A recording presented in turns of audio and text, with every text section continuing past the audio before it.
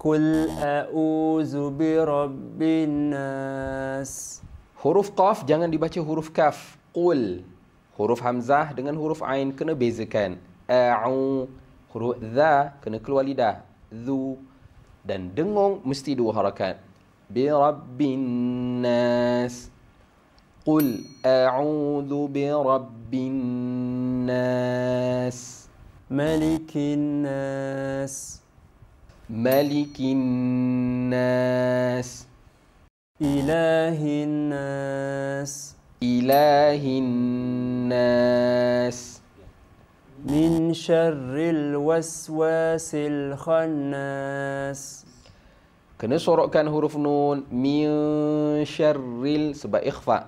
Dan dengung mesti 2 harakat, jaga tempo. Khannas.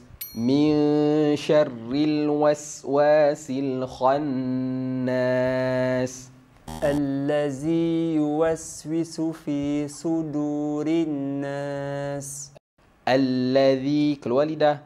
Yuwaswisu fi sa kena tebal. Sudurin nas.